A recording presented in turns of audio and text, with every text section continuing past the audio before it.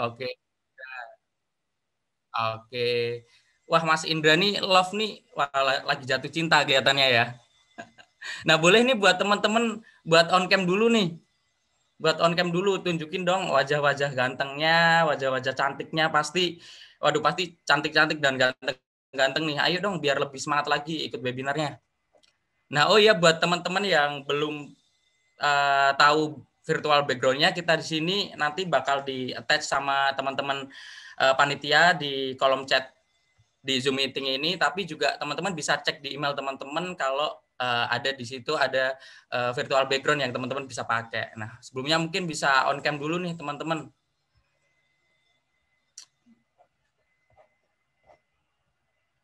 Oke, sip.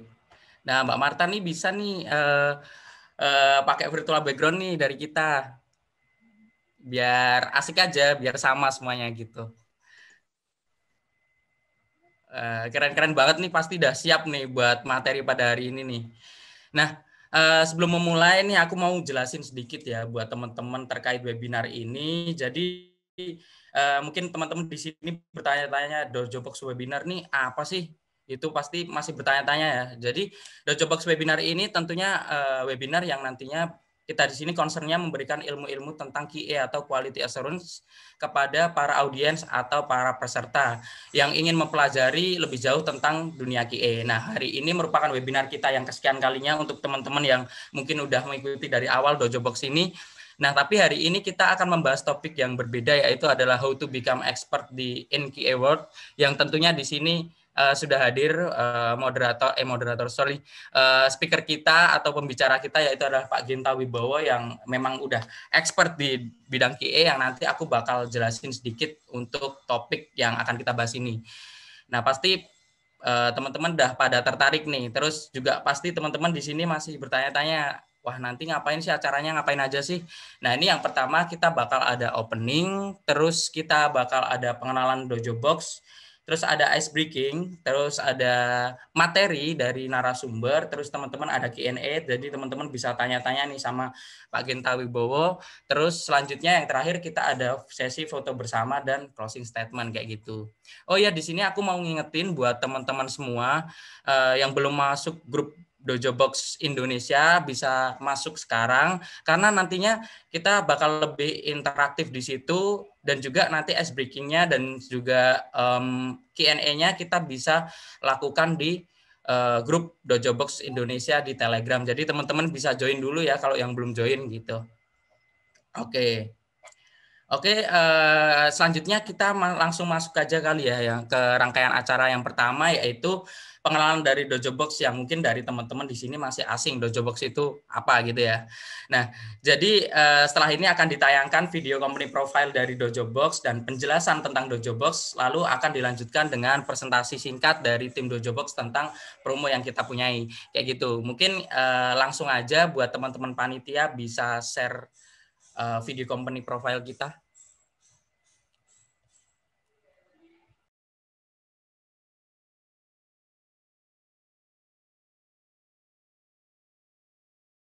Halo semua, perkenalkan kami dari Dojobox.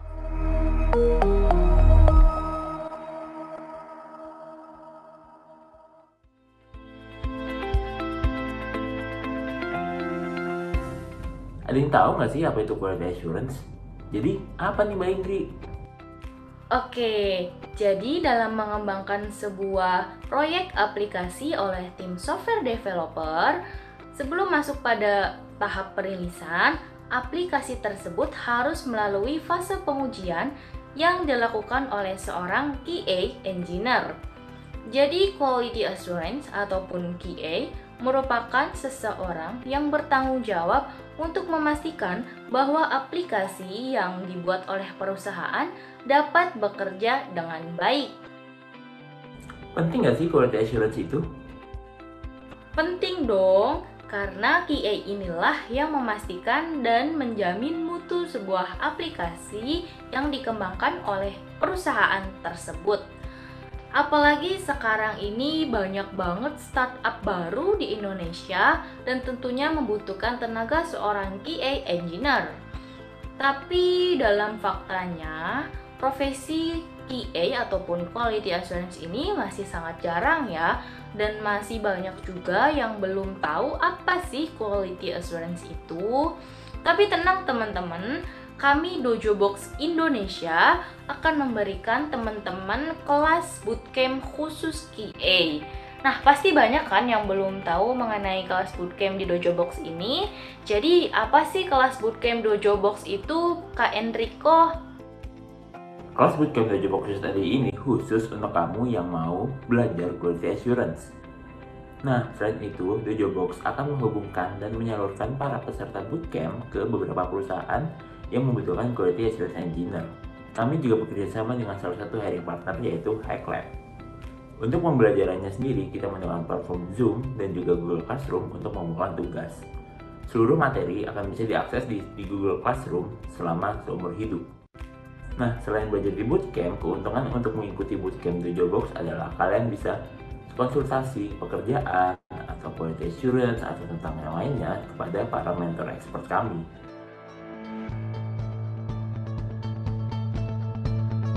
Untuk sprint pertama, dalam 1 minggu, kamu akan membuat QA reporting, yaitu membuat dokumen reporting hasil tes. Tesnya membuat sebuah report. Pada QA Tools, yaitu memperkenalkan tools Case.io. Pada sprint kedua, dalam 1 minggu, kamu akan mempelajari tentang standing manual testing, yaitu black box dan white box testing, end-to-end test regression, user acceptance testing, API testing, dan peserta diberikan project kemudian membuat tes. Pada sprint ketiga, dalam 1 minggu, kamu akan mempelajari tentang PRD, SDLC, dan SDLC. Pada sprint keempat, dalam 1 minggu, kamu akan mempelajari tentang fundamental QA, yaitu pengenalan QA secara fundamental dari job desk hingga jenjang karir. Kemudian kamu akan melakukan final project presentation untuk tugas akhir. Selanjutnya ada QA automation, yaitu membuat API dan coding. Pada sprint pertama, dalam 2 minggu, kamu akan melakukan pemanasan. Untuk yang sudah paham coding, akan diingatkan soal coding menggunakan bahasa Java. Sementara yang masih awam, akan diajarkan coding Java.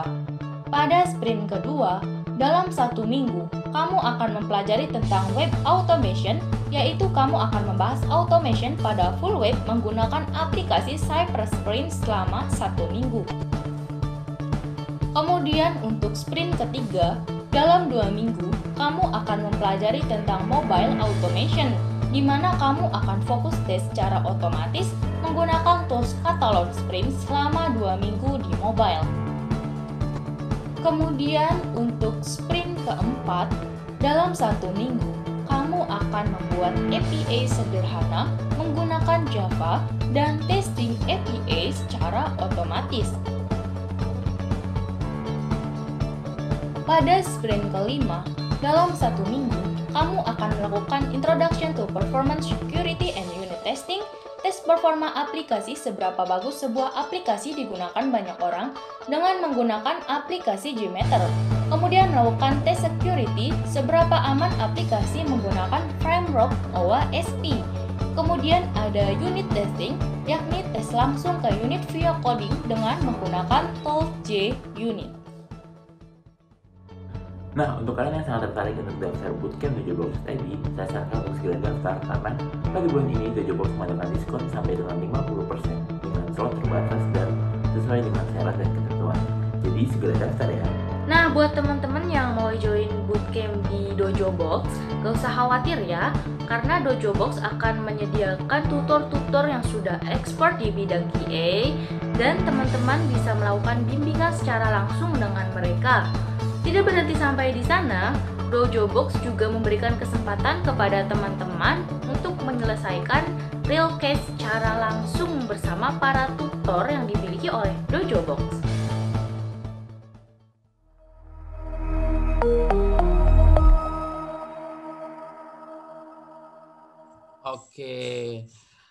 Oke guys, jadi itu tadi video company profile kita. Nah, ini bakal ada opening speech dari Mas Indra selaku founder dari Dojo Box yang akan memberikan sepatah dua patah katanya. Jadi itu tadi penjelasannya. Nah, ini foundernya nih. Silakan Mas Indra, waktu dan tempat saya persilahkan. Oke, makasih Mas Kafa. Selamat datang teman-teman Dojobers di webinar volume keempat ya kalau nggak salah ya. Jadi nggak kerasa kita udah 4 kali melakukan webinar ya. Mungkin webinar pertama saya masih ingat sekitar 3 bulan yang lalu. Kita baru ngobrolin tentang kenapa sih belajar QA itu penting gitu kan. Yang mana di sana saya menyampaikan bahwa ya di bidang teknologi mau role apapun ya it's really important to understand about quality assurance, karena by the end of the day kita ketika menyiapkan sebuah produk, ketika kita merilis sebuah produk itu nggak mungkin kita merilis sebuah produk yang itu jelek ya, atau bahkan ya cacat gitu kan, defect. Kita pasti akan merilis produk yang emang itu terbaik, yang emang itu impactful, yang memang itu bisa membuat usaha kita, bisnis kita itu bermanfaat dan juga berkembang pastinya gitu. Nah, itu semua tidak lain dan tidak bukan selalu dimulai dari bagaimana mempersiapkan sebuah tim yang memahami quality assurance secara utuh. Baik itu role quality assurance-nya sendiri, product managers-nya, developers-nya, maupun bahkan orang bisnis, marketing, dan tim support-nya. Jadi karena dasar itulah kami Dojo Box, kami membuat bootcamp yang fokus di quality assurance. Nah, pada pagi hari ini saya sangat senang sekali untuk mengumumkan bahwasannya kami sudah memiliki alumni angkatan pertama ya dari kelas bootcamp cohort pertama dari Dojo Box. Jadi ada 16 alumni yang mereka telah berhasil menyelesaikan 3 bulan bootcamp yang di situ mempelajari hal-hal yang esensial yang untuk bisa kick off career menjadi seorang quality assurance. Itu merupakan sesuatu yang membanggakan bagi kami karena semoga industri ini sudah ketambahan another talent yang siap untuk membuat produk digital menjadi lebih bagus tentunya. Itu yang pertama. Kemudian yang kedua, di sini saya ingin menyambut teman-teman untuk bisa belajar bareng bersama dengan kita dan bersama dengan salah satu orang yang luar biasa. Beliau ini adalah kakak angkatan saya yang saya tahu sepak terjangnya semenjak kuliah, luar biasa sekali. Dan pada pagi hari ini beliau seorang Head of Quality Assurance di Bukalapak bersedia meluangkan waktunya ya untuk berdiskusi bersama kita semua tentang quality assurance. Jadi di sini saya ingin mengucapkan terima kasih tentunya buat Mas Genta Wibowo yang sudah meluangkan waktu dan nanti insya Allah ilmunya untuk bisa sharing bersama kita. Dan juga tentunya terima kasih pada teman-teman Dojobers yang selalu antusias, selalu bersemangat untuk mempelajari hal-hal baru, untuk mempelajari ilmu-ilmu yang benar-benar relevan dan juga esensial ya untuk perkembangan karir kita, terutama di industri teknologi. Dan yang terakhir, sekalian juga saya announce, jadi kita di Dojo Box, kita saat ini sudah punya grup komunitasnya sendiri yang mana kita akan membahas banyak hal terkait, mungkin saat ini lebih ke quality assurance, tapi tentunya kita akan belajar banyak ya tentang ilmu-ilmu yang relevan di tech industri ke depannya.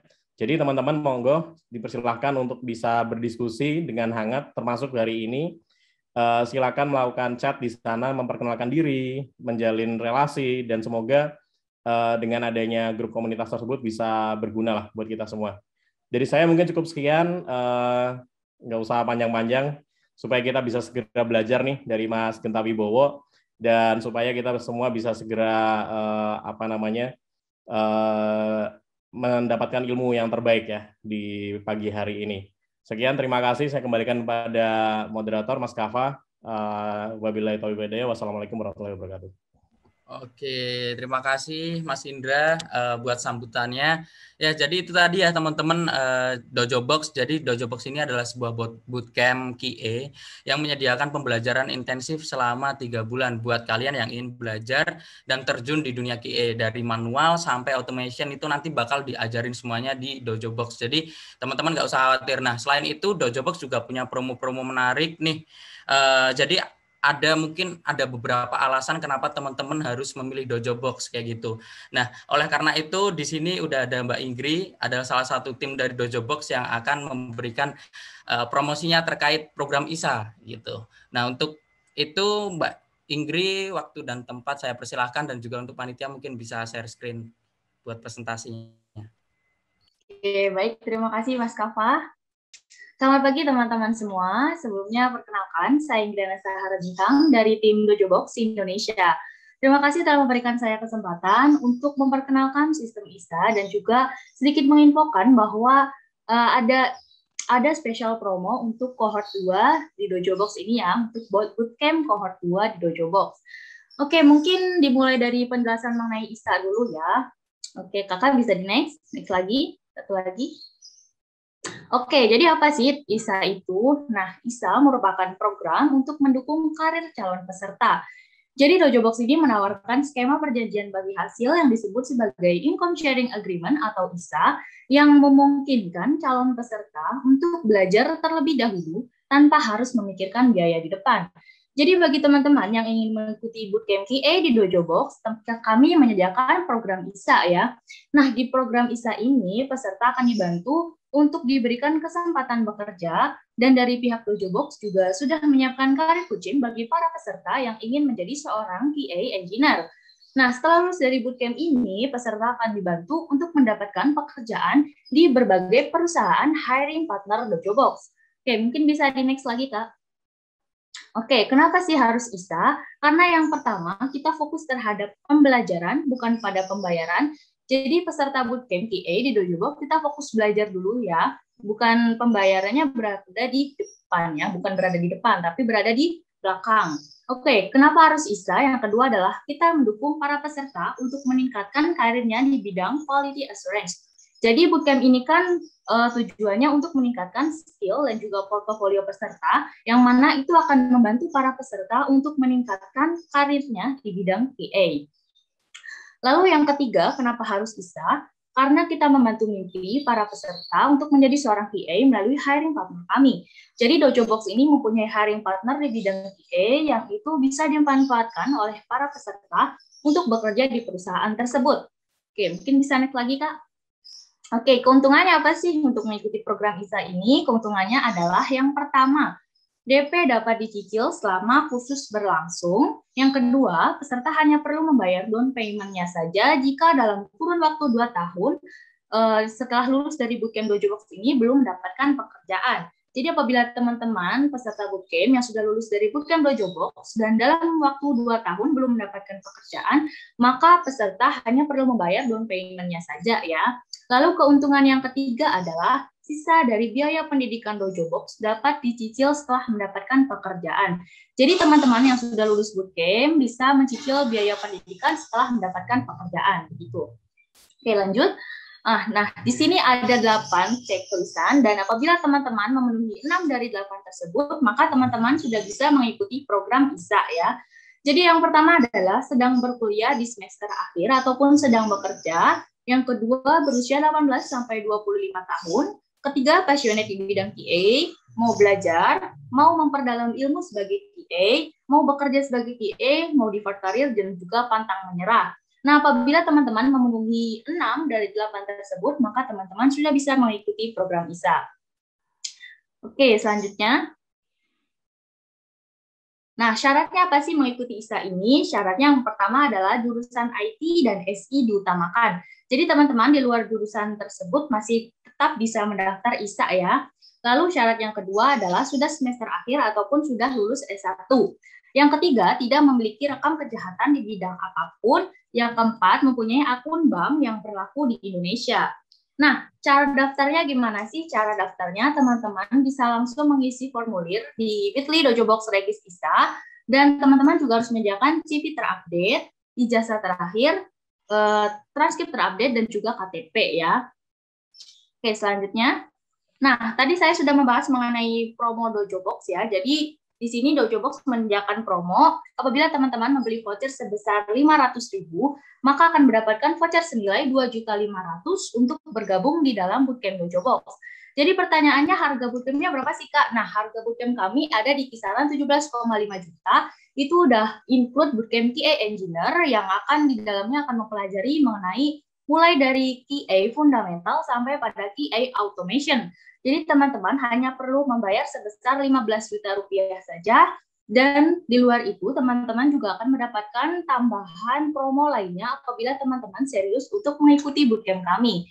Jadi promo ini terbatas hanya di webinar hari ini sampai besok ya teman-teman. Jadi teman-teman yang tertarik bisa langsung chat, menghubungi nomor Telegram Dojo Box ataupun langsung mengisi formulir yang ada di layar chat Zoom ini di https://bit.ly/voucher Dojo Box ya. Oke, mungkin cukup sekian penjelasan dari saya mengenai program ISA dan promo cohort 2 di Dojo Box ini. Jika ada pertanyaan bisa langsung tanyakan melalui Telegram Dojo Box yang ada di layar Zoom atau juga melalui chat Zoom ya, akan di-share oleh teman-teman Dojo Box, dan bisa juga melalui email sales@dojobox.id atau juga bisa melalui sosial media Dojo Box seperti Instagram ya. Oke, mungkin sekian dari saya. Terima kasih teman-teman semua atas waktunya. Saya kembalikan ke Mas MC. Oke, terima kasih Mbak Ingrid buat penjelasannya, presentasinya mengenai ISA tadi. Nah, itu tadi penawaran dari kita teman-teman dari Dojo Box mengenai program ISA. Jadi teman-teman bisa lihat tadi syarat-syaratnya sendiri emang mudah, dan juga kita di sini fokusnya di awal itu memang pembelajaran bukan pembayaran. Jadi itu memudahkan teman-teman untuk belajar gitu, dan punya jaminan ketika teman-teman nanti selama 2 tahun tidak mendapatkan pekerjaan, nanti teman-teman cuman hanya bayar di down payment-nya aja. Nah, itu menurut saya worth it sekali teman-teman. Nah, terus buat tadi udah dibilang sama Mbak Ingrid juga, buat yang mau tanya-tanya lebih lanjut bisa hubungi sosial media kita, dan juga mungkin kalau mau langsung cepetnya kita di sini ada, bisa teman-teman cek di partisipan, ada Mas Enrico di situ, Mas Enrico Sales. Jadi teman-teman bisa langsung PC ke Mas Enrico itu. Oke, mungkin langsung aja kita ke sesi selanjutnya, yaitu adalah ice breaking nih teman-teman. Nah, selanjutnya kenapa kita adain ice breaking di sini, agar teman-teman bisa fresh nih, atau yang udah fresh bisa makin fresh lagi, yang nantinya ketika mendengarkan materi dari moderator teman-teman bisa fokus kayak gitu. Nah, langsung aja ya, untuk teknisnya sendiri teman-teman bisa langsung buka grup Telegram Indonesia, Telegram Dojo Box Indonesia, dan jawab beberapa pertanyaan yang akan kita ajukan ke teman-teman. Dan sekedar info aja, akan ada salah satu jawaban dari teman-teman yang keren, yang bagus, yang akan dipilih sama Pak Ginta nih selaku speaker pada pagi hari ini. Nah, oleh karena itu kita bisa langsung aja beralih ke grup Telegram gitu. Mungkin bisa share screen, Mbak.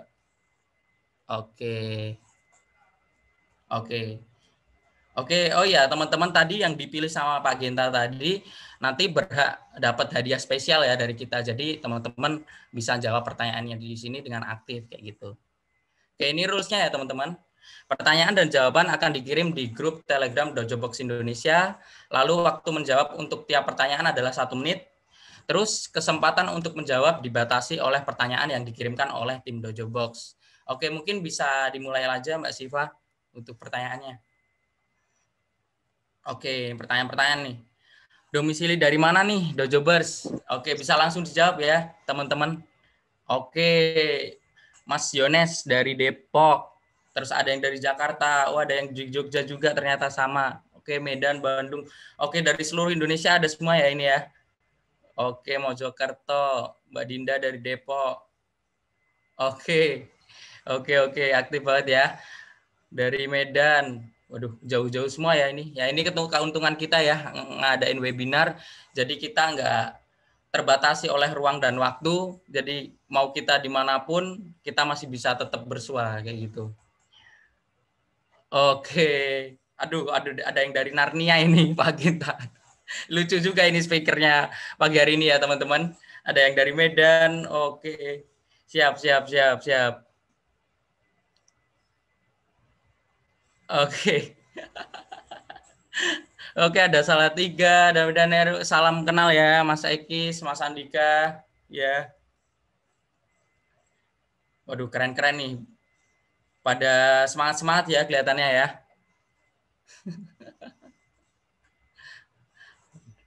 Oke, kita next ke pertanyaan selanjutnya nih. Nah, pertanyaannya, tahu dari mana Dojo Box webinar ini? Oke, dari LinkedIn. Oh, pada aktif di LinkedIn ya ini semua ya. Dari Telegram, oke, Instagram juga. Nice. Oke, oke. Aduh, dari situ itu dari mana ya, Mas Ibnu ya? Dimension teman LinkedIn. Oke. Aduh, temannya produktif semua ya ini ya. Emang kayak gitu teman-teman, kita harus punya teman juga yang produktif. Jadi kita bisa improve diri kita gitu. Teman grup LinkedIn. Oke. Aduh. Aduh, gak ada lagi nih. Oke, ke pertanyaan selanjutnya aja kali ya. Oke, kalau boleh tahu apa nih tujuan Dojo Burst dengan mengikuti Dojo Box webinar volume 4 nih? Gimana nih? Apa nih motivasinya nih? Memperdalam ilmu QA. Ya, bener banget teman-teman. Itu pilihan yang bagus dari teman-teman. Kalau ikut Dojo Box webinar volume 4 ini, teman-teman pastinya bisa memperdalam ilmu QA dengan pembicara yang tentunya udah expert di dunia quality assurance kayak gitu. Menyimak, oke, improve QA skill, oke. Pengen tahu tentang automation web, oke. Good. Skill apa yang perlu di QA, oke. Nanti bakal dibahas semua, materi itu bakal dibawain sama Pak Genta, atau nanti kalau emang kurang dalam, teman-teman bisa tanyain di waktu sesi Q&A ya teman-teman ya. Oke, menambah wawasan tentang QA pastinya, mendapatkan ilmu yang lebih, oke. Sip. Oke, motivasinya keren-keren semua nih. Karir path. Oke. Sip. Oke, kita next ke pertanyaan selanjutnya ya. Nah, ini pertanyaannya, menurut kamu QA ini apa sih? Ayo dijawab nih teman-teman nih. Oh, ini ada Mas Yosua menambah sertifikat. Waduh. Ya, yang diharap jangan sertifikatnya doang ya, yang diharap sama teman-teman, tapi ilmunya juga biar bermanfaat buat teman-teman. 11 orang nih ngetik nih metode untuk memastikan. Oke, siap. QA musuhnya back end. Oke. Ada versusan juga ya di sini ya. Quality assurance bertugas untuk melakukan tes dan verifikasi pada aplikasi yang akan deliver ke production. Bener banget. Bagian penting pada proses development system, bener banget juga. Sip. Katanya udah setidaknya teman-teman di sini udah pada tahu ya quality assurance itu apa. Dari jawaban teman-teman nih udah kelihatannya udah pada tahu nih. Filter terakhir dari sebuah produk, benar. Asuransi kualitas. Oke. Loh, ini Mas Renta ini telat ini, kok baru jawab yang pertanyaan pertama ya. Quality assurance. Oke.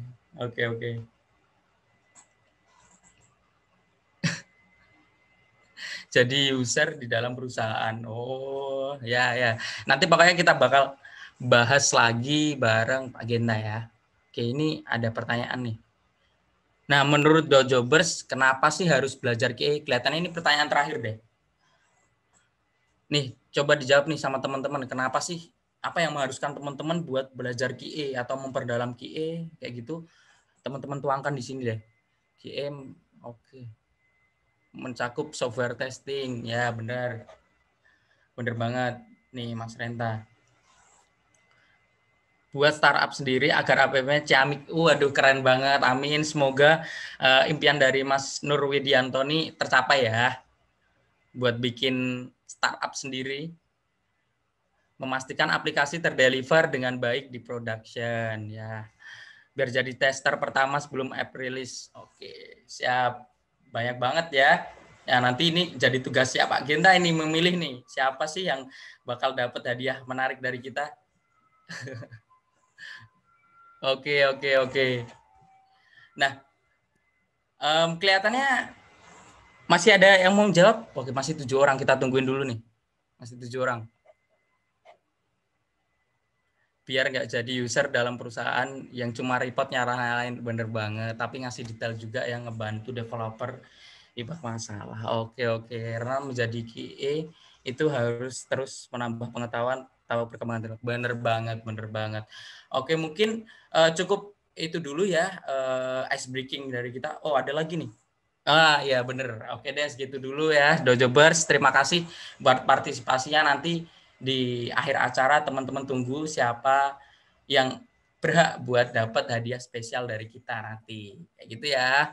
Oke, kita next ke acara selanjutnya, yaitu acara yang teman-teman tunggu-tunggu, yaitu adalah sesi materi dari Pak Ginta Wibowo. Nah, materi yang kita akan bahas di sini kurang lebih itu nanti kita akan bahas soft skill apa aja yang perlu dikembangkan atau yang perlu dipunyai oleh seorang QA expert, lalu juga ada hard skill-nya apa aja sih yang perlu dikembangkan dan perlu dipunyai oleh seorang QA expert, dan juga tanggung jawab QA dalam software development life cycle itu apa aja sih, nanti bakal dibahas sama Pak Genta kayak gitu. Nah, tapi di sini sebelumnya pasti teman-teman masih bertanya-tanya, Pak Ginta ini siapa sih kayak gitu, kenapa sih kita milihnya Pak Ginta kayak gitu.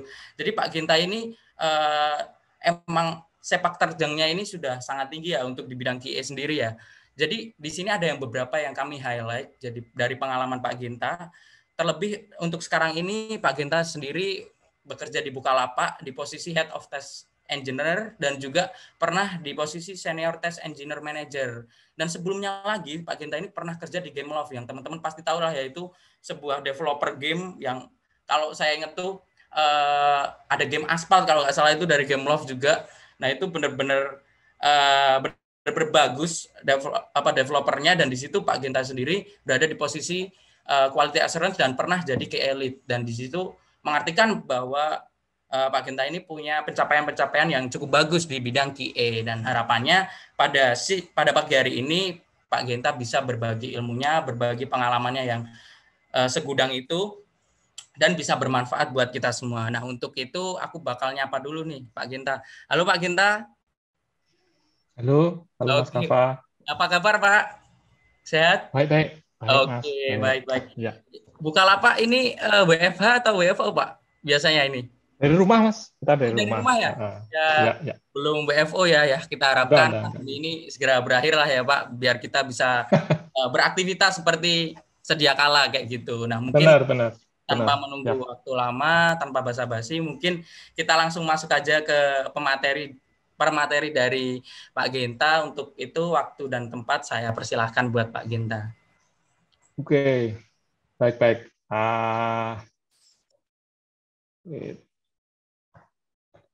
Terima kasih Mas Kafa atas waktunya ya. Terus thank you buat teman-teman di Dojobers terutama, dan teman-teman di Dojobers juga yang sudah meluangkan waktu gitu di hari Sabtu, hari libur untuk bisa ngobrol-ngobrol bareng.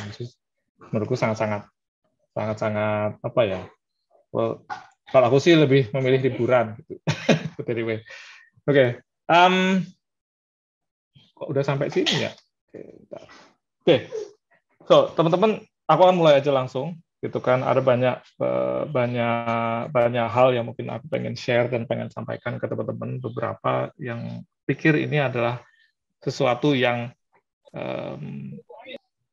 aku pengen share gitu, intinya gitu sih. So, kalau waktu aku diminta sama Mas Kafa sama teman-teman tim Dojobers untuk ngasih materi atau membawakan materi bagaimana jadi expert atau how to become an expert in the QA atau dunia QA, itu jadi cukup materi yang nggak mudah gitu. Nggak mudah karena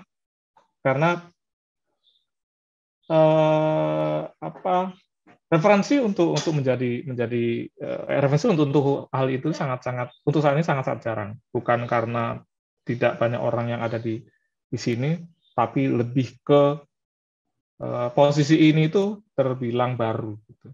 Jadi kalau dibilang di Google sendiri itu ada posisi ini, mulai tren posisi ini ada itu tahun 2000 2011 sampai 2013. Jadi itu dimulai jadi yang namanya software engineering in test namanya waktu itu. 2013 kalau nggak salah, atau 2012. Berikutnya baru posisi test engineering atau quality assurance di manual test itu 2 atau 3 tahun berikutnya. Di situ di Google, yang mana Google itu established dari tahun 2003 gitu kan. Sebelum 2003 malah 2000 atau malah 99. Nah, itu agak kan udah established beberapa tahun kemudian baru mereka sadar bahwa kita butuh posisi seperti ini gitu. Yang mana pada saat itu mereka ngeluarin satu buku namanya How Google Test, itu sekitar 600 halaman lebih gitu kan, 600 halaman yang ya mirip kayak Harry Potter pada akhirnya.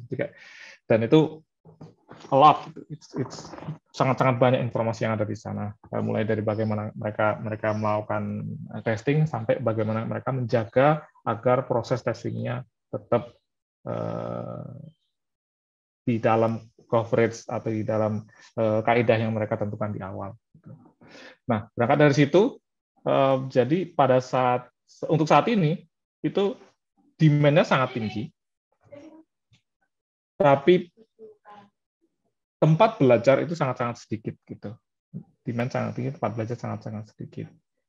Beberapa teman-temanku sendiri yang sekarang mungkin di Indonesia itu, ya aku tahu dia berangkatnya dari quality team sampai sekarang mereka punya sudah sangat-sangat expert di bidang ini. Mereka belajar bukan dari formal education, gitu, tapi lebih ke experience, based on experience, bagaimana mereka dulu melakukan kesalahan, terus fixing dan etc. kayak gitu. Bisa dilihat juga sebenarnya kalau di kuliah atau di beberapa bahkan di perguruan tinggi yang besar negeri, gitu, misalnya, itu sangat-sangat jarang kita temui mata kuliah yang spesifik membahas tentang quality assurance atau software testing atau yang semacamnya. Gitu. Ada satu mata kuliah seingatku dulu, aku lupa namanya, membahas itu tapi hanya di 1 atau 2 pertemuan. Jadi sebenarnya itu sangat-sangat kecil kalau dibandingkan dengan impact yang seharusnya diberikan sama tim quality. Kayak gitu. Ada satu universitas yang menurutku sudah cukup memberikan, atau ada mata kuliah di universitas tersebut yang cukup bagus menurutku, cukup banyak informasi yang diajarkan di sana dan segala macam. Itu mungkin salah satu di sini ada alumni di sana, Delft University di Sumatera Utara sana. Aku punya beberapa teman alumnus di Delft University, dan mereka ada bahkan itu hanya satu mata kuliah, jadi bukan itu konsentrasi jurusan atau apapun. So that's a bit, aku nggak bilang disappointing, tapi memang ya seperti itu, karena materi atau teori yang ada di dunia quality assurance itu cukup sedikit dibandingkan dengan apa yang menjadi demand di company-company sekarang. Kenapa sih quality assurance ini ada di software development? Itu berangkat dari, kalau di industri itu pasti ada yang namanya ya quality assurance, atau ada yang mengarahkan quality control. Kayak kalau di Astra, di pabrikan Toyota, yang mereka memang punya SOP yang sangat kalau bisa dibilang cukup established gitu. Mereka punya SOP untuk checking satu produk atau kendaraan atau apapun itu, dan mereka punya training sekian bulan untuk bisa satu orang bisa melakukan pekerjaan quality assurance di di Toyota atau di Astra atau di Daihatsu atau semacamnya. Nah, masalahnya kalau untuk manufaktur itu puluhan tahun sudah established duluan, sudah ada duluan itu, dibandingkan dengan quality di software test itu belum sampai 20 tahun bahkan. Jadi memang kita dari waktu ke waktu selalu ada perkembangan dan dan hal-hal yang baru yang bisa dipelajari. Alright, moving on. Apa sih sebenarnya yang esensi, hal-hal yang esensi dari seorang quality assurance? Ini baik lagi, ini bukan teori yang ada di buku dari mana-mana, based on experience aja, gitu kan. Mungkin yang aku bisa share ke teman-teman. Yang pertama adalah kita sebagai tim quality atau quality assurance, atau aku sebut aja tim quality karena ada banyak sebutan di luar sana. Kita harus drive quality instead of menjaga kualitas, tapi kita drive quality-nya. Gitu. Ini yang penting. Ada beberapa misconception bahwa tim quality itu adalah yang menjaga kualitas. Gitu. Atau tadi ada aku lihat beberapa chat terakhir atau teman-teman juga Mas Indra bahkan juga teman-teman menyebut bahwa kita sebagai orang yang menjaga kualitas dari satu produk, atau ada juga tadi yang menyebutkan bahwa kita jadi gerbang terakhir dan semacamnya. Itu nggak salah, itu sangat-sangat tidak salah, gitu kan. Tapi yang aku pengen sampaikan di sini adalah tugas kita bukan sekedar itu aja. Gitu. Ada secara high level kita bisa lihat bahwa yang harusnya kita lakukan itu adalah kita drive quality-nya. Drive quality nanti aku jelasin. Tapi drive quality bagaimana kita menjaga atau menginfluence teman-teman di tim untuk bisa bareng-bareng menjaga kualitas. Yang pertama yang harus dilakukan adalah pasti ini semua posisi pasti atau semua function pasti punya salah satu syarat atau soft skill ini. Be dependable person, gitu. Being trusted dan yang bisa diandalkan, gitu. Kalau teman-teman atau kita sendiri, kalau kita nggak bisa menjadi orang yang seperti ini, ya nggak ada gunanya kita kerja, gitu kan. Jadi kayak teman-teman sendiri kayak aku percaya kalau teman kerjaku bisa aku percaya, aku tahu saat ini bahwa teman-teman kerjaku atau colleagues atau peers itu bisa aku percaya untuk bisa bekerja sama, gitu. So that's one important things yang aku pengen teman-teman percaya. Ini mungkin terdengar mudah, tapi pada kenyataan ada sangat-sangat sulit. Karena apakah menjadi orang yang dependable itu apakah harus selalu ada di situ, harus bisa melakukan apa saja, atau seperti apa? Gitu kan. Yang jawaban yang tepat menurutku adalah kamu bisa jadi problem solver, itu sudah cukup, gitu. As a problem solver. Gitu. Jadi instead of create a problem, you solve the problem, atau bisa ngasih input untuk memberikan solusi pada masalah apapun sesuai sama kapasitas. Intinya di situ. Yang kedua adalah the right mindset. Right mindset itu lebih ke kayak yang aku bilang tadi. Jadi kalau ada yang berpikir seperti ini, aku senang kalau misalnya aku bisa nemuin bug. Gitu. This is fine. Itu menurutku bukan hal yang salah, gitu. Tapi ada yang lebih tepat lagi, bahwa memprevent bug atau memprevent isu itu jauh lebih baik daripada menemukannya, gitu. So, ambil contoh seperti ini. Di manufaktur misalnya ada perakitan mobil, gitu. Atau taruhlah device Samsung Note 7, Note 7, Samsung Galaxy Note 7. Dulu ada isu ada baterai meledak ketika sudah dipasarkan. Problemnya adalah kalau misalnya kita nemuin, ternyata device-ku baterainya bisa meledak nih. Itu isu. Yang mana itu isu? Itu bug, itu isu yang harus dibenerin. Bandingkan kalau kita misalnya ketika masa-masa development device Samsung ini, kita menemukan bahwa kalau kita menggunakan atau kita membuat bahan baterai seperti ini, itu nanti bakal meledak. Cost yang bisa di-save dari situ sangat besar. Jadi pun pada masa-masa development, kalau teman-teman bisa menemukan bug atau defect pada masa-masa development, cost-nya itu cukup besar untuk kita bayar. Jadi teman-teman kita harus mengembalikan bug build-nya kembali ke developer, mereka fixing, kita cek lagi. Kalau misalnya ada bug lagi, kita kembalikan lagi, dan baik lagi. Baik lagi, aku bilang itu nggak salah, tapi ada cara yang lebih efisien yang bisa kita lakukan dari ini. prevent the issue atau prevent the bug atau defect. Sorry. Di sana. Kemudian yang ketiga ada collaborate. Nah, bagaimana caranya kita bisa melakukan itu? Ya kolaborasi. Kita nggak bisa melakukan itu sendiri. Engineer juga nggak bisa melakukan itu sendiri. Quality juga, kalau kita cuma bisa melakukan tes saja, kita nggak bisa melakukan apapun. Kita nggak bisa improve apapun di sana. Baik juga tim teman-teman kerja nggak punya kapasitas untuk melakukan ini. Gitu. Kita punya kapasitas dan skill set dan culture untuk bisa membantu teman-teman engineer untuk memprevent di isu itu tadi. So collaboration is kind of big deal. Kemudian influence dan advocate. Influence lebih. Kenapa aku taruh di sini yang paling akhir? Karena hal yang paling baik yang bisa kita lakukan adalah bukan memberitahu orang lain bahwa kamu salah melakukan sesuatu atau kamu melakukan kesalahan, jadi kamu menelurkan satu bug atau menghasilkan satu bug.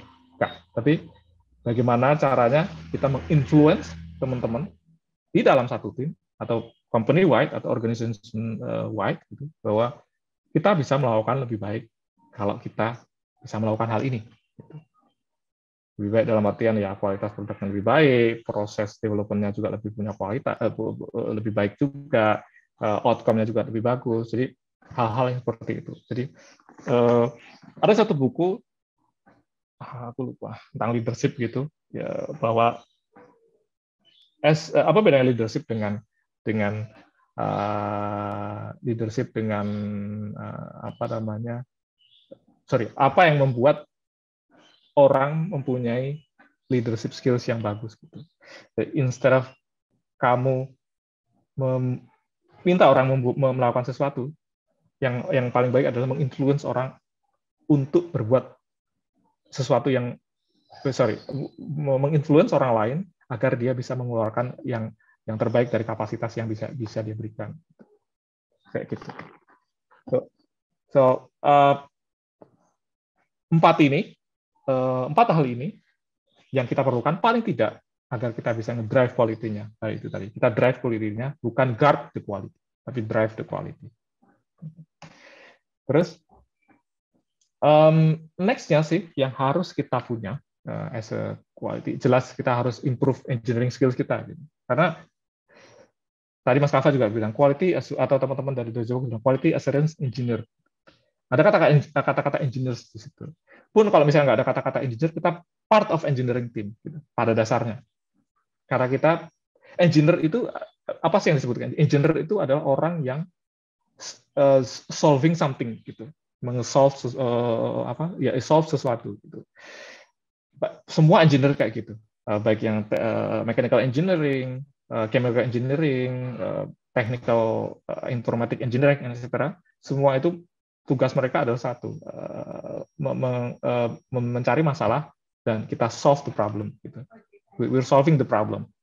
So by doing that, agar kita bisa melakukan itu, kita harus punya engineering skills-nya. Gitu. Jadi bukan hanya jangan berpikir bahwa developing is part of developer task gitu dan lain sebagainya. Tapi yang balik ke sini tadi, kalau untuk kita bisa kolaborasi, untuk kita bisa influence, kita juga harus bisa melakukan hal ini paling tidak. Jadi yang pertama yang harus kita lakukan dari sekian banyak gitu kan, salah satunya adalah yang kita lakukan itu sebenarnya adalah kita tes code mereka, tes code developer gitu. Hanya bentuknya aja yang beda. Sebagai build kah, sebagai service kah, sebagai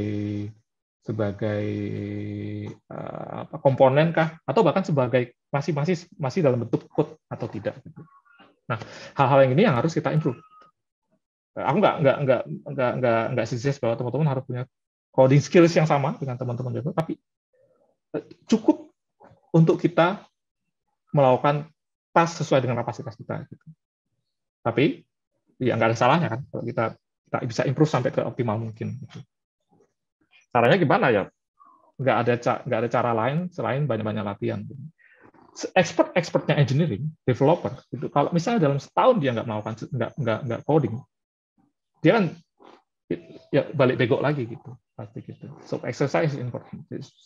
Semua pekerjaan, semua skill set intinya ada di exercise. Ada banyak hal yang bisa dilakuin kayak kalau bisa googling kayak code camp, whatever dan macam-macamnya itu medianya sangat banyak dan tinggal kita bisa nemuin waktunya atau tidak. Yang kedua adalah testing framework. This is sangat-sangat penting karena ini yang kita pakai. Gitu. Selain kita code, tapi framework yang kita pakai itu juga sangat-sangat penting. Nggak ada framework yang paling baik, tapi ada framework yang paling tepat yang bisa dipakai sama organisasi teman-teman. Saya di Bukalapak pakainya apa, di Tokopedia pakainya apa, di Blibli, Shopee pakainya apa, itu beda-beda. Setahu, sepanjang aku tahu itu sangat-sangat beda. Dan mana yang paling baik? Nggak ada. Mana yang paling tepat? Ya sesuai sama yang mereka pakai sekarang.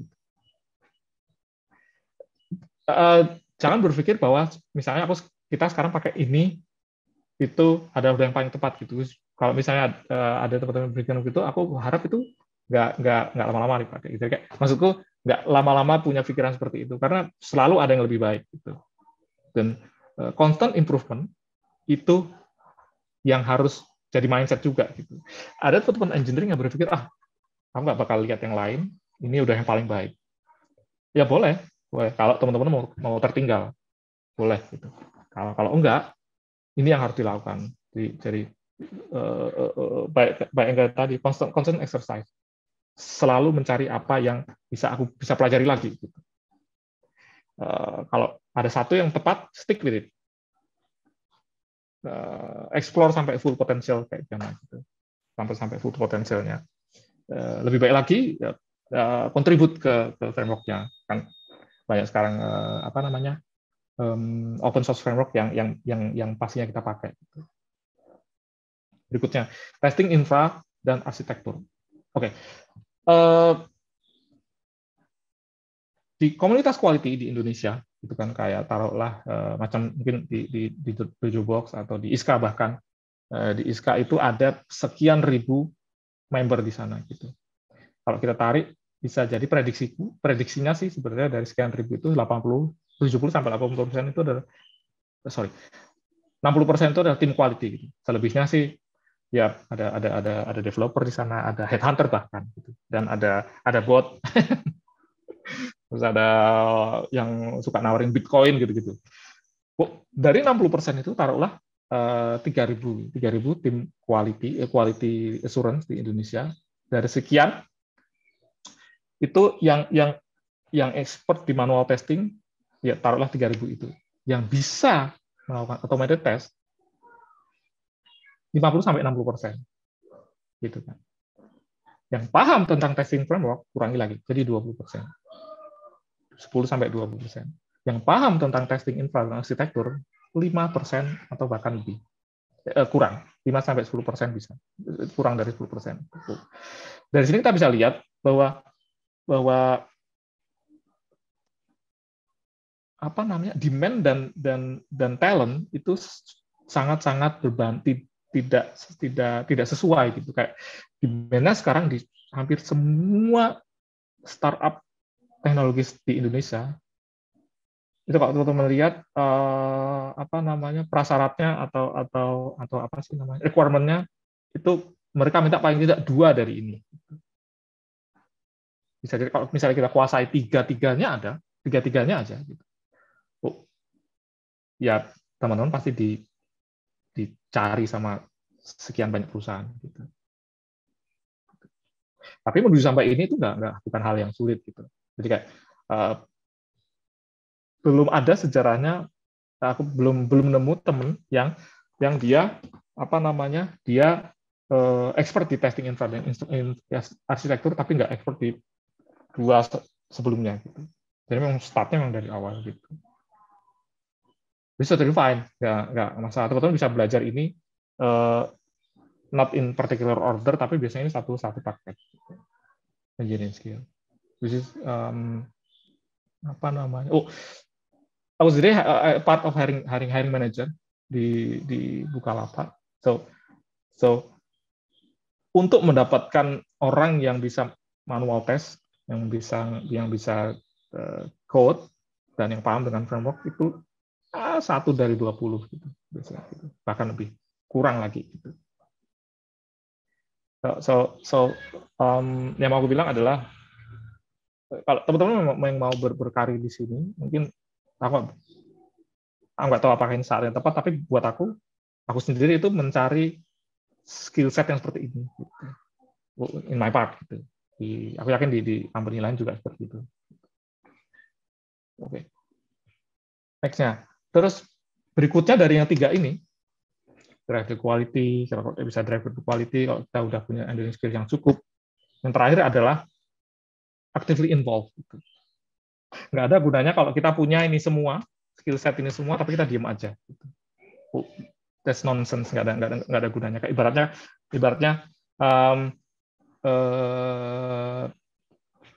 teman-teman as a Cristiano Ronaldo tapi di lapangan cuman diem aja gitu, nggak ada gunanya. Tapi dia involved gitu, di lapangan, dari sana dari sini,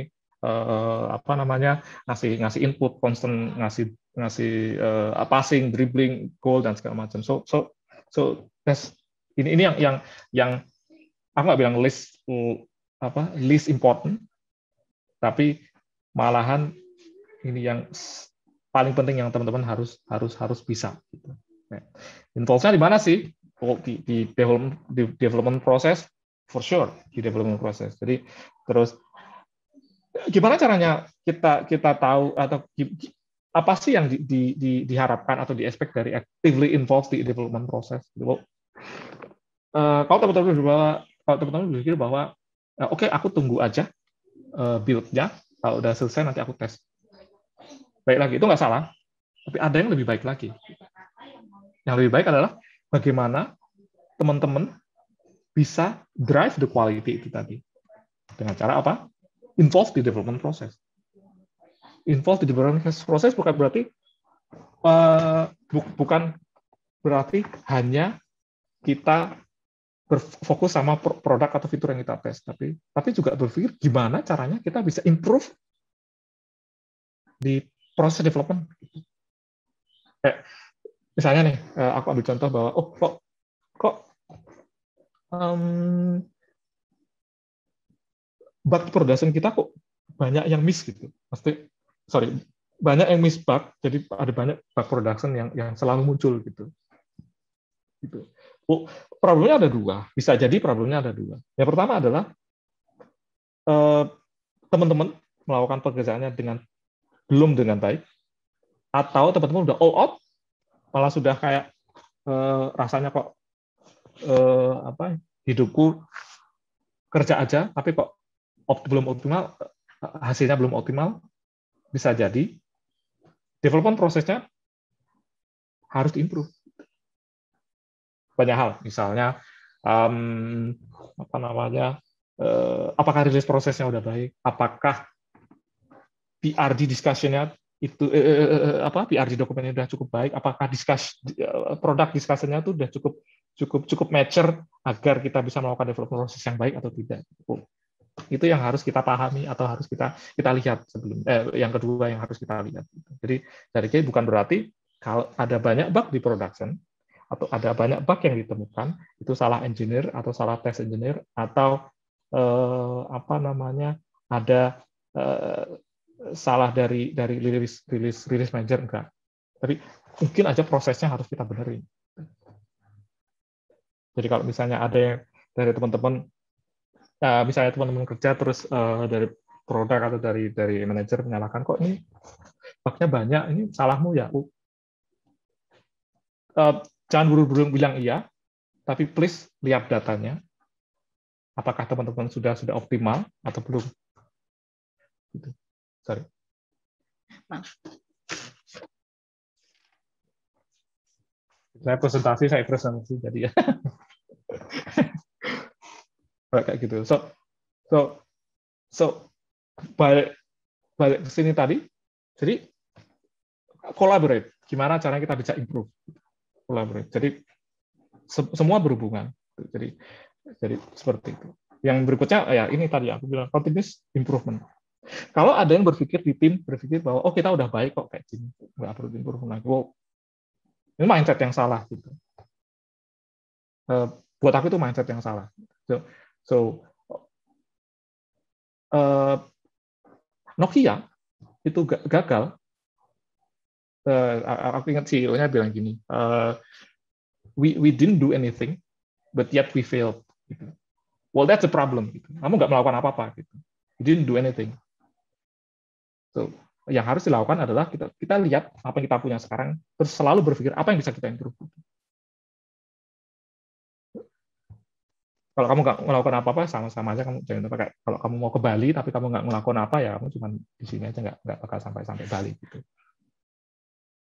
So itu yang jadi misalnya teman-teman sekarang melakukan sehari-hari, melakukan testing ini itu, terus report bug dan segala macamnya, terus kita bisa berhasil rilis ini itu, tapi besoknya melakukan itu lagi, berarti baik lagi kamu teman-teman pada dasarnya atau pada intinya nggak melakukan apa-apa gitu. Kayaknya ke zombie kalau kata orang, zombie. Jadi ya sudah, itu SOP kayak gitu. Jadi pada satu saat teman-teman pasti tertinggal gitu. Ya baik diri pribadi, organisasi gitu. So kita harus selalu berpikir bahwa bagaimana kita bisa improve apa yang bisa kita improve gitu. Caranya gimana? Caranya aku bilang apa sih tadi? As a infinity loop kayak gini. Jadi plan, execute, monitor, evaluate.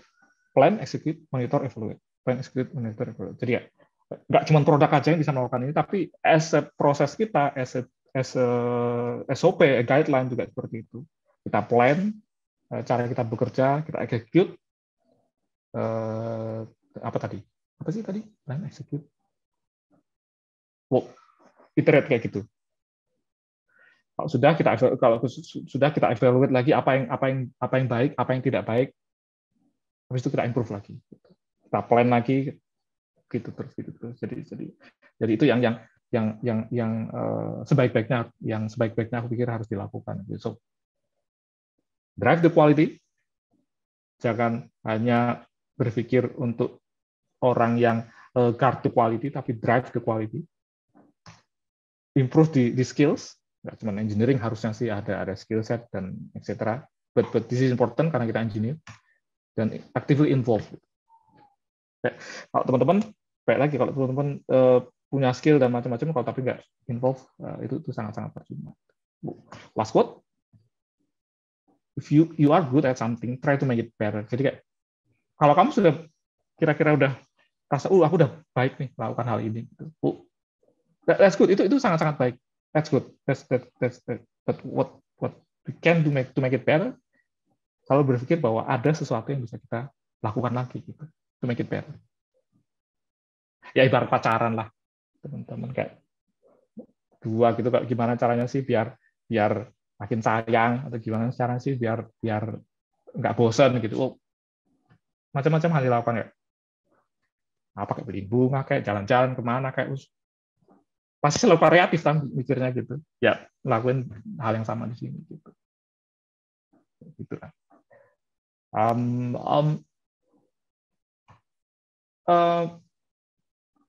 Kayaknya itu aja sih menurutku. Jadi yang penting adalah buat aku skill set is a matter of bagaimana kita bisa melakukan. I mean, kalau teman-teman pengen improve skill set itu bisa dilakukan semua orang. Gitu. Kayak sekarang teman-teman ikut belajar di Dojo Box untuk engineering skills-nya, bisa manual test, bisa automate test dan macam-macamnya. Itu bisa dilakukan semua orang. Gitu. Tapi yang sulit dilakukan adalah bagaimana kita punya mindset yang seperti aku jelasin tadi. Tinggal balik lagi ke teman-teman, mau ya sudahlah kayak gini-gini aja, atau kita mau jadi lebih baik lagi. So kesimpulannya kayak gini.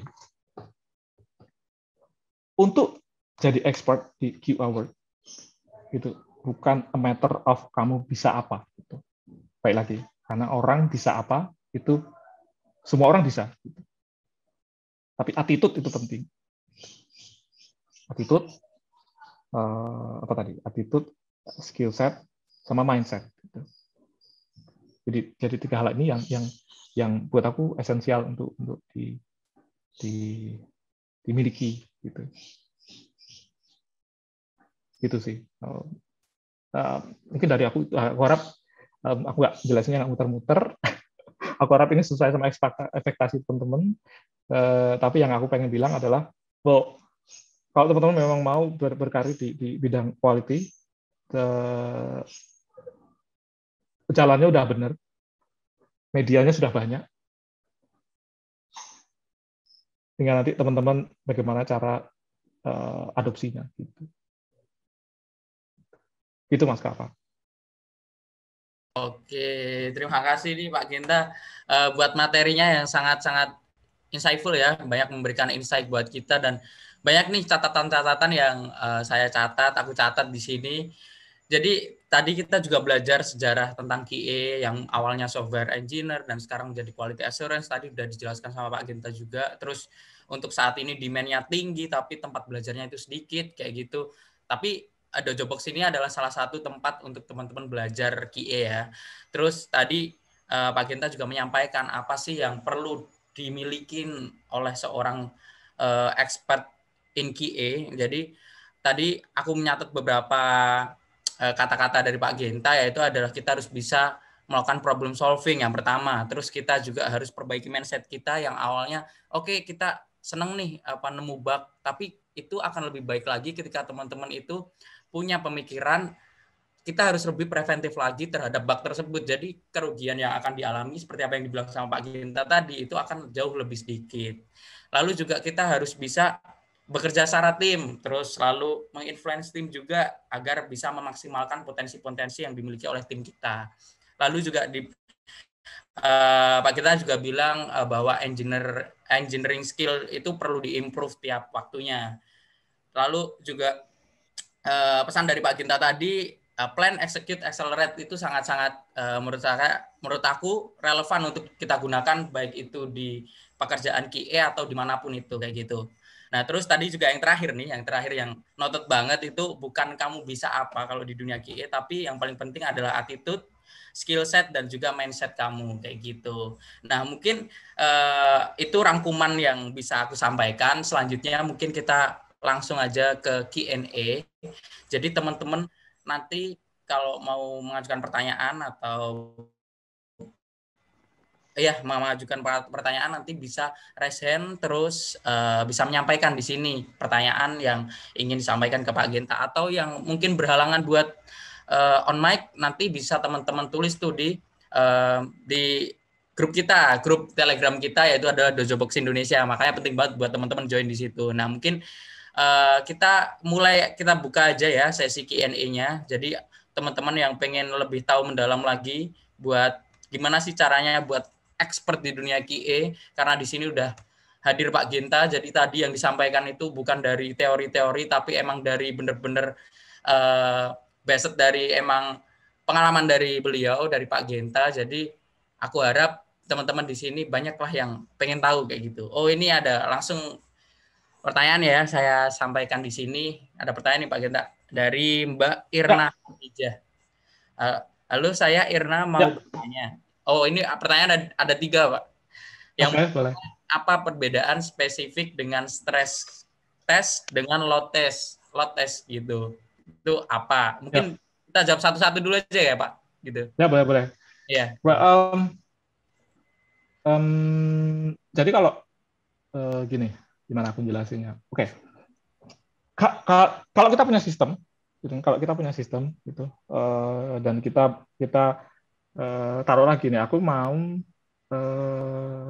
aku mau bikin ini nih, aku mau bikin apa sih namanya, promo gitu. Jadi taruhlah aku either di Traveloka atau Marketplace atau manapun, aku mau bikin promo gitu. Nah, promonya ini pasti nanti kan ada banyak yang oke, gampang gini, tiket kereta. Dulu kan kalau namanya cari tiket kereta kan pasti kayak hidup dan mati itu kan, Iya, ketika benar. ada kehabisan tiket gitu. Oke, problemnya sih kalau kita pengen tahu, kalau kita punya ekspektasi, misalnya ketika di tanggal ini itu tiket kereta yang akses server itu adalah sekitar 100.000 user gitu, atau biar gampang 1.000 user per second, 1.000 user per second. Ekspektasinya ya, ekspektasi kita bahwa tahun kemarin itu ada 1.000 orang yang akses gitu. Jadi tahun sekarang mungkin ada 1.000 sampai 1.500. Load test adalah tes untuk mensimulasikan hal itu dari 1.000 sampai 1.500. Stress test itu adalah tes yang digunakan untuk ngecek bagaimana kalau kita kita mencari bukan melting point. Jadi seberapa tahan sih, berapa user sih server ini tahan. Jadi misalnya, setelah kita naikin 1.500 masih aman, berarti cukup gitu. Kalau 2.000 terus 3.000, ya 3.000 dan ketika 5.000 itu crash atau itu servernya mati. Itu yang kita cari gitu. Itu stress test. While in load test itu kita cuma cek kalau 1.000 sampai 1.500 sesuai sama prediksi kita itu apakah kuat atau tidak. So itu analoginya kayak gitu. Implementasi kapan harus dilakukan, kapan untuk dilakukan, itu perkara apa yang pengen teman-teman cari. Apakah teman-teman mau mencari batas maksimal dari servernya, ya lakukan stress test. Apakah teman-teman pengen mencari apakah servernya kuat dengan kapasitas gini, ya lakukan load test. Oke. Tools apa?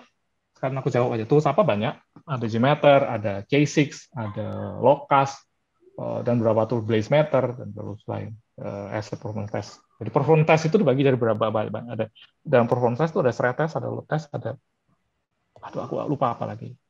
Ada satu lagi aku lupa. Gitu Mas. Oke, thank you Pak Gita. Jadi udah terjawab semua ya pertanyaannya tadi. Oke, kita langsung next aja Pak Gita. Buat selanjutnya dari Pak Nur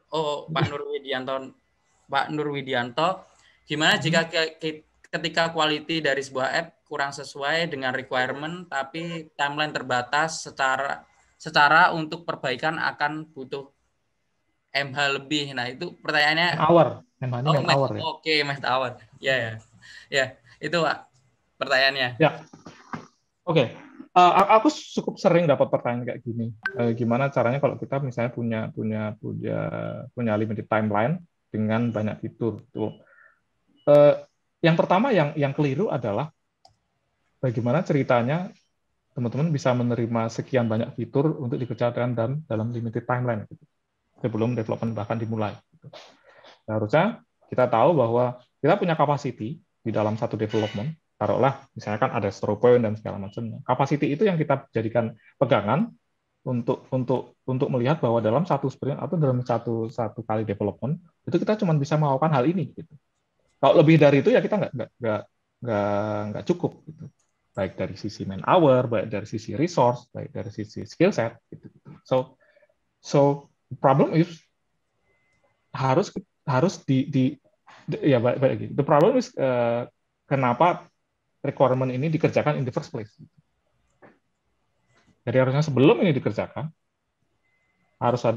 kita harus bisa ngasih capacity data. Jadi data sesuai kapasitas kita bahwa kita hanya bisa melakukan ini. Gitu. Lebih dari itu ya, well, that's another thing. Gitu. Jadi ada notes-nya gitu. Ya kita bisa melakukan kita bisa mengerjakan requirement sebanyak ini, tapi pasti ada hak yang harus dikorbankan. Jadi kayak segitiga kayak time resource, quality itu harus pilih salah dua, nggak bisa tiga-tiganya. Oke. Itu ya Pak Gita ya. Ya, Eh, gitu Mas Ayah ya, Hisham. oke. Kita lanjut ke pertanyaan selanjutnya ini. Kita kasih kesempatan yang mau nanya via on mic kali ya. Silakan Mbak Oh, Dinda, mungkin langsung saya ya, persilahkan aja untuk bertanya. Mbak Dinda. Ya, Dinda. Halo, selamat siang. Ya, Selamat Oke, siang, thank you Mbak. Mas. Thank you Mas Kapa, Mas Genta juga presentasinya insightful. Aku punya pertanyaan Mas. Seberapa penting sih bug fix report selain story atau feature report itu? Ya itu aja sih. Soalnya sekarang itu aku di company masih bingung storing untuk bug fix karena untuk yang feature test itu kita ada pakai case.io, tapi karena bug fix kan kita nggak akan pakai untuk regression test ya. Jadi untuk sementara bug fix itu kita masih belum ada prioritas untuk didokumentasiin. Gitu sih Mas. Sorry, bug fix ini bug yang kamu report tapi sudah di fix gitu ya Mbak Dinda ya? Iya, any bug. Mungkin bug Any dari bug? user yang sudah di fix, kan kita pasti Sudah ada di fix. step case-nya, step replicate-nya. Ya. Oh, oke. Kenapa itu penting? Karena itu menunjukkan bahwa ada case-case yang kita miss gitu. Ketika kita melakukan development atau kita melakukan tes gitu. Yang paling baik yang aku bisa usulkan adalah kamu convert bug fix report-nya itu tadi as a step reproduce-nya dan macam-macam sebagai test case gitu, Mbak Dinda. Jadi in the next time ketika kamu regression dan segala macam, kamu udah punya test case yang merupakan bug fixing, ya sebenarnya itu bug fix report dari yang udah di report dan udah di fix, tapi kita cek secara berkala ketika masa-masa regression gitu. So kalau mau dicatat, yang paling baik adalah itu dijadikan test case dimasukkan ke test execution di regression. Gitu Mbak Dinda, dari aku pendapatku ya. Kalau misalnya bug fix-nya tentang UI, Mas? Oh, sebenarnya kalau maksudnya tentang UI, ada case UI tentang tampilan aja gitu, misalnya harusnya tampilannya gini, tapi ternyata untuk HP atau layar tertentu yang kecil atau terlalu besar, jadinya seperti ini kan jadinya nge-bug tuh. Ya, benar. Oh ya, aku paham maksudnya. Boleh, nggak masalah. Tapi gini, kalau aku sendiri gitu ya, untuk bug-bug kayak gini, itu nggak akan aku masukkan ke test case regression. Tapi aku catat test case gitu. Memang pada akhirnya kita udah tes dan kita udah have it passed gitu. Tapi as regression aku nggak akan aku include karena most likely nggak bakal kejadian lagi pada intinya kayak gitu. Tapi aku akan tetap convert itu ke test case gitu. Sorry, oke. Oke, sip. Cukup menjawab. Thank you, Mas Genta. Thank you, makasih pertanyaan. Ya. Oke, thank you Pak Indra udah menjawab pertanyaan dari Mbak Dinda. Oke, kita langsung next saja kali ya Pak, buat pertanyaan selanjutnya ini dari Mbak Vigina Ardianti. Mau tanya nih Pak Ginta, perbedaan SIT, System Integration System. Aduh, ya. Mungkin System Integration Test kali ya. Iya, Pak Ginta lebih tahu lah. Lalu ada UAT, user ini ya. Itu apa ya, dan rules untuk testing menggunakan langkah tersebut itu bagaimana? Terus menggunakan UAT aja cukup atau SIT perlu digunakan juga? Ini pertanyaan dari Pak dari Mbak Vigina ini. Monggo Pak, bisa langsung dijawab. Nature-nya itu apa ya? Pada dasarnya setiap organisasi punya development proses yang berbeda, pasti ya.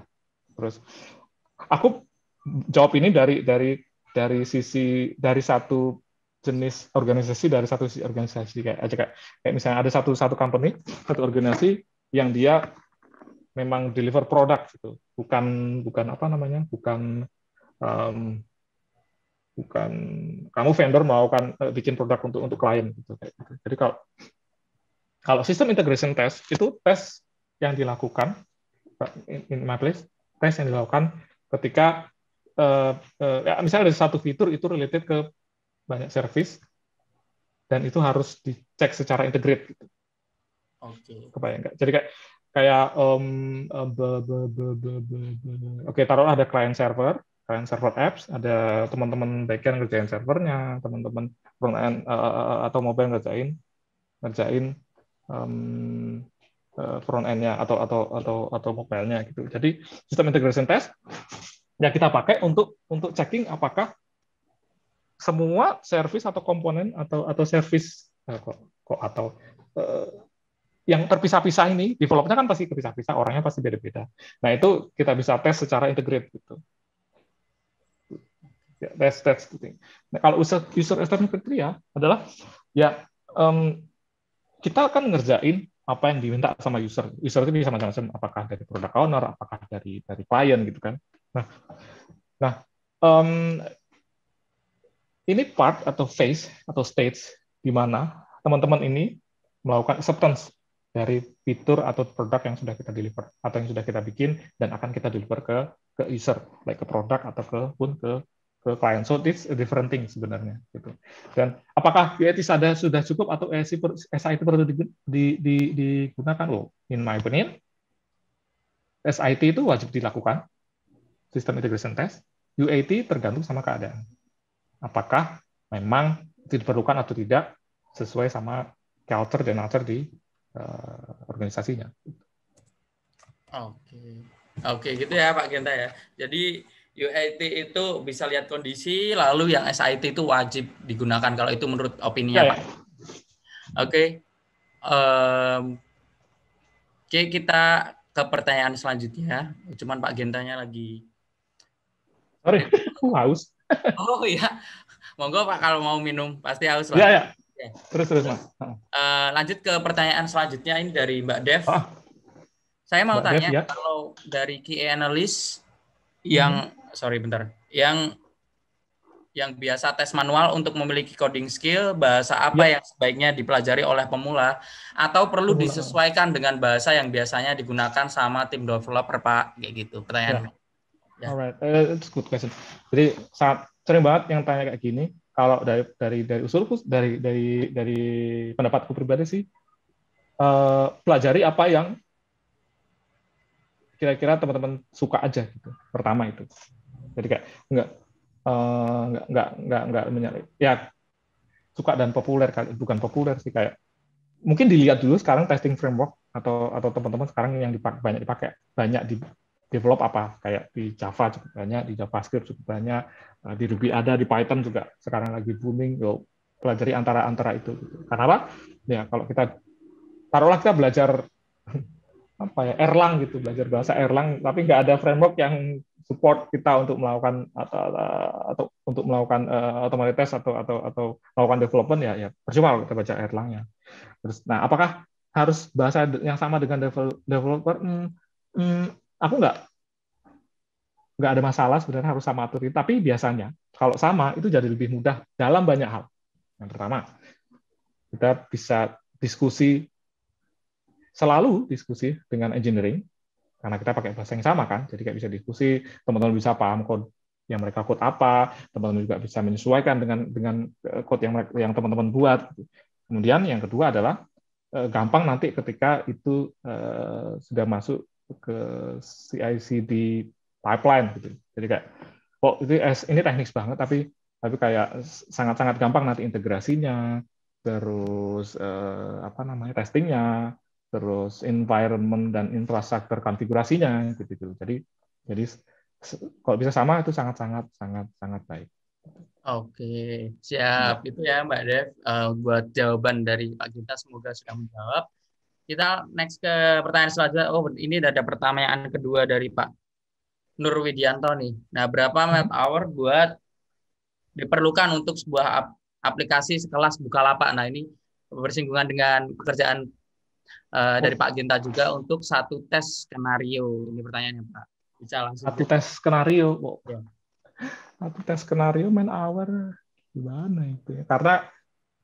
Karena kita kan ini ya, kita selalu berpikir gimana caranya agar kalau kita melakukan tes itu seefisien mungkin gitu. Jadi nggak ada patokan satu tes itu dilakukan berapa man hour, nggak ada. Tapi yang paling penting adalah gimana caranya kita mengefisiensikan skenario kita atau mengefisienkan test execution, kayak dipindah ke automated test kah, terus kita filtering lagi kah, apakah ada yang bisa kita merge atau bisa kita pisah, atau bahkan bisa kita wakilkan ke tes level yang lain, kayak misalnya ke unit test atau kemana, terus ataukah bisa kita wakilkan itu lebih ke taruhlah kita punya satu tes yang harus dites ke berbagai macam Android version, tapi kita bisa wakilkan ke satu Android version aja, itu akan lebih baik gitu. Atau ada beberapa hal yang lain. So untuk menjawab berapa man hour, aku bisa bilang bahwa untuk melakukan regression test saja untuk satu aplikasi Bukalapak, kita memerlukan rata-rata 3 jam manual test sama 3 sampai 4 jam automated test. Oke. Sebelum rilis itu yang kita lakuin. Oke, 3 jam ya itu ya dari. Itu test case-nya sekitar 1.500 sampai 2.000 gitu. Aduh, banyak sekali ya. Itulah aplikasinya udah sekelas Bukalapak pasti butuh sesuatu yang lebih lah kayak gitu ya Pak. Dan, nah ini oke, kita langsung next saja ya untuk mempersingkat waktu buat ini mungkin kayak pertanyaan terakhir ya buat teman-teman, tapi nanti jangan khawatir buat teman-teman yang kalau mau masih bertanya bisa tanya langsung di grup Dojo Box Indonesia. Terus nanti saya usahakan jawab. Nah ya, nanti bisa dijawab juga dari Pak Genta atau dari teman-teman Dojo Box karena Pak Genta juga masuk kok di grup Dojo Box Indonesia ini. Oke, aku bacain ya Pak yang pertanyaan terakhirnya. Ini ada 2 Pak pertanyaannya. Dari Mas Gusti, di Bukalapak apakah automation testing framework dikembangkan oleh QA atau oleh SDET? Itu pertanyaan yang pertama. Yang kedua, jika boleh tahu apa tools atau framework automation yang digunakan untuk melakukan testing mobile aplikasi Bukalapak? Itu pertanyaannya Pak. Mungkin bisa langsung dijawab Pak. Ya, kita nggak ada QA atau SDET, kita cuma punya satu role test engineering. So terus RNR-nya adalah ya dia QA dan SDET gitu, jadi satu gitu. Jadi kayak melakukan end to end untuk drive quality itu yang dikembangkan. Jadi kita punya satu tim namanya Core TE. Core TE ini yang maintain, develop dan improve di framework test kita. Jadi ada beberapa associate test arsitek sama satu test arsitek di sana. Tool framework yang digunakan mobile, kita pakai untuk dua-duanya ya, mau Android dan iOS, kita pakai namanya Appium Espresso Driver di Java, combine dengan Gradle, terus apa lagi ya? Ya kan itu CI/CD, Jenkins, Live-nya ya ada Gnosion Cloud, ada Mac Mini untuk yang iOS atau Mac Stadium gitu. Terus ya framework-nya itu sih, Mas Gusti. Ya, Mas Gusti. Ya, oke itu ya jawaban dari Pak Ginta ya, Mas Gusti. Semoga menjawab juga. Nah, karena pertanyaan dari Mas Gusti ini adalah pertanyaan terakhir di sesi Q&A ini, mungkin aku mau langsung mengucapkan terima kasih buat Pak Ginta sudah menyempatkan waktu di sela-sela kesibukannya, pasti di Bukalapak juga pasti sibuk lah ya. Masih bisa berbagi ilmu, masih bisa berbagi pengalamannya buat kita semua di sini. Dan aku mau ingetin lagi buat teman-teman yang mau tanya di grup Dojo Box Indonesia, boleh banget nanti bisa dijawab oleh Pak Ginta atau dari tim kita. Nah mungkin untuk terakhiran nih Pak, dari Pak Ginta mungkin ada sepatah 2 patah kata gitu yang bisa disampaikan buat teman-teman nih yang lagi semangat-semangatnya buat belajar quality assurance gitu. Ya. Masih di mute Pak Ginta kelihatannya. Oh ya. Maaf ya. Ya, yang paling penting adalah menurutku kalau teman-teman memang punya bukan mimpi ya, memang serius untuk berkarir di quality, terutama software quality. Pesanku sih untuk trust the process. Nggak ada yang semalam jadi. Yang mau gue bilang adalah nggak ada yang tiba-tiba teman-teman tiba-tiba expert gitu. It's a journey. Gitu. Kayak aku punya temen yang sekarang sudah punya apa sih namanya? Aku nggak bilang posisi, tapi aku bilang yang buat aku dia dia sangat expert gitu. Dia butuh 10-13 tahun untuk sampai ke posisi ini. Gitu.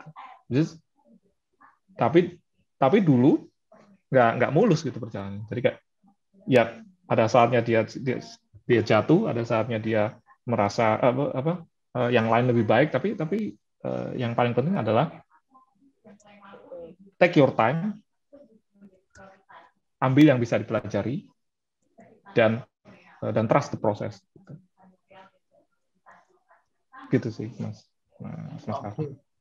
Oke, thanks Pak Genta. Intinya ya terima kasih sudah berbagi ilmu. Oke, kita sebelumnya aku mau ngingetin buat teman-teman jangan beralih dulu karena teman-teman belum ngisi angket kepuasan atau nanti akan ada G-form yang bisa teman-teman isi yang nanti itu akan jadi salah satu persyaratan teman-teman untuk mendapatkan sertifikat. Nah, di sini aku ingin menyampaikan sekali lagi dari kita, dari Dojo Box sendiri, yang notabene adalah tempat buat teman-teman belajar quality assurance sendiri.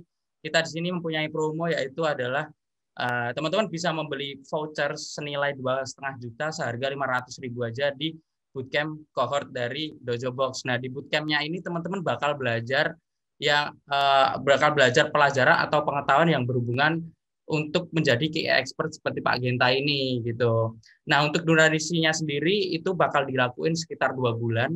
Start awalnya itu di awal November, lalu kelas yang bakalan digunakan itu bakal ada Zoom, terus juga ada Google Classroom. Nah, dan juga kelasnya ini di luar office hour ya, jadi teman-teman untuk yang udah kerja juga punya kesempatan buat ikut ini, dan nggak usah khawatir apabila teman-teman nantinya punya kesibukan dan mengharuskan teman-teman harus mengesampingkan kelasnya teman-teman, itu nggak akan jadi masalah karena kita di situ akan merecord dan teman-teman bisa record itu dan akses itu sampai seumur hidup. Jadi ketika nantinya mungkin teman-teman sudah kerja terus ada sempat terlupa mungkin materi yang ada di Dojo Box, oke teman-teman bisa lihat record yang udah disampaikan atau lihat kelas yang udah direcord oleh teman-teman Dojo Box kayak gitu.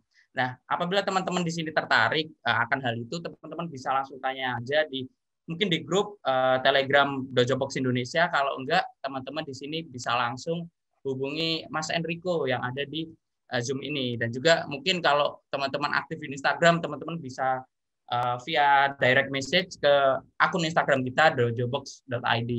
Dan aku harap teman-teman di sini udah follow dojobox.id ya, biar nanti ya teman-teman di sini enggak cuman habis di event ini, tapi teman-teman di sini bisa berkesinambungan, entah nanti dari kita pastinya bakal banyak sekali event-event yang tentunya insya Allah bermanfaat buat teman-teman semua kayak gitu. Nah, mungkin karena sesi Q&A tadi merupakan acara yang terakhir dari kita, mungkin sebelumnya setelah ini akan di-share dari angket kepuasan buat teman-teman, nanti bisa share di situ. Lalu juga mungkin buat penutup ya dari teman-teman nih, mungkin cowok cewek deh, mungkin ada yang bersedia on mic gitu terus menyampaikan gimana perasaannya setelah mengikuti webinar pada pagi hari ini gitu. Mungkin ada yang mau menyampaikan sepatah dua patah katanya, bisa raise hand.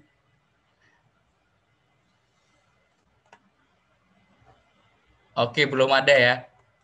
Mungkin cowok cewek deh. Mungkin aku pilih ini. Oh, Mbak Dinda. Oke. Mbak Dinda, silakan Mbak Dinda. Gimana nih perasaannya nih? Halo, maaf ya aku lagi yang open mic. Ya, oke. Aku personally mau makasih banget buat Mas Genta. So this is not my first time following him. So mungkin udah beberapa kali dengerin diskusi bareng yang dibuka sama Mas Genta, and ya selalu dapat ilmu baru hari ini tentang skill set sama mindset. Makasih banyak buat Mas Genta, udah bantu teman-teman juga, terutama aku tadi sedikit konsultasi tentang bug report. Sukses terus buat Mas Genta dan juga Dojo Box. Ditunggu event-event yang lain yang penuh dengan knowledge baru. Ya, sukses terus buat semuanya.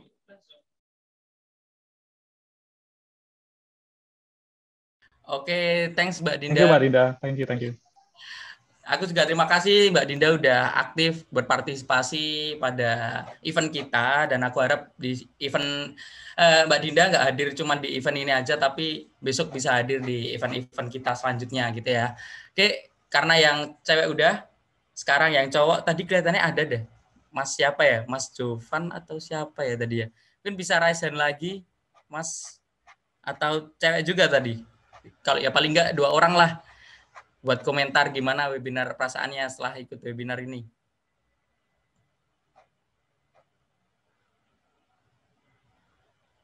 Oke. Halo teman-teman. Oke, kalau enggak gini aja deh. Kalau enggak teman-teman bisa sampaikan nanti aja di grup Dojobox Indonesia apa perasaan apa yang dialami teman-teman selama mengikuti webinar ini, biar kita tahu juga dan kita tahu apa yang harus dievaluasi oleh kita gitu ya. Mungkin selanjutnya di sini aku mau menyampaikan tadi pemenangnya untuk games yang tadi atau ice breaking yang tadi. Nah, kebetulan nih Mas Genta atau Pak Genta ini memilih jawaban dari Mbak Dinda Mahararas. Nah, kelihatannya Mbak Dinda juga yang tadi juga aktif tanya waktu sesi Q&A kayak gitu. Nah, nanti untuk hadiahnya sendiri nanti bisa ditunggu ya Mbak Dinda, nanti kita hubungin lagi. Mungkin itu aja. Selanjutnya mungkin terakhir, karena ini sesi terakhir ya teman-teman, kita mungkin bisa on cam dulu ya, terus kita sesi foto dulu biar ada kenang-kenangan lah dari kita gitu. Oke, Mas Indra nih, foundernya udah on cam nih, ayo on cam semua, yuk on cam yuk biar didokumentasiin yuk, ayo. Aduh, masa malu nih padahal ganteng-ganteng cantik-cantik ini. Oke, aku tungguin deh, aku tungguin. Ya bentar lagi ya. Oke, ini Mas Boy, terus ada Mas Yones juga belum bisa on cam atau ngapain nih. Tapi ya harapannya tetap bisa mengikuti tadi dengan baik ya, mengikuti acara tadi dengan baik. Oke, mungkin dari panitia bisa bantu untuk memandu foto bersamanya.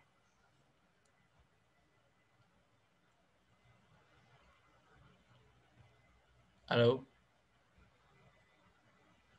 Mungkin bisa dihitung, Mbak. Oke teman-teman, jadi aku foto ya. Ya. 1, 2, 3. Oke. Ya lagi ya. Lagi. Ya ada 3 slide soalnya. 1, 2, 3. Oke. 1, 2, 3. Terakhir 1, 2, 3. Oke, thank you Mbak Nabila. Oke, semoga bermanfaat ya teman-teman. Oke, ini terakhir aku mau ucapin terima kasih banget buat teman-teman yang udah berpartisipasi di acara webinar kita untuk Become Expert in Keyword bersama Pak Genta. Semoga apa yang disampaikan Pak Genta tadi, ilmu yang disampaikan Pak Genta tadi yang berdasarkan pengalaman beliau bisa bermanfaat buat kita semua. Dan di sini aku mau bilang buat teman-teman biar nggak berhenti di event ini, tapi nanti bisa teman-teman juga bisa ikuti dojobox.id, Instagram kita buat lihat aktivitas kita. Di situ juga ada ilmu-ilmu yang bermanfaat pastinya. Dan juga jangan sungkan-sungkan buat tanya-tanya di Dojobox Indonesia di grup Telegram kita. Nah, mungkin itu aja. Mungkin aku tutup ya.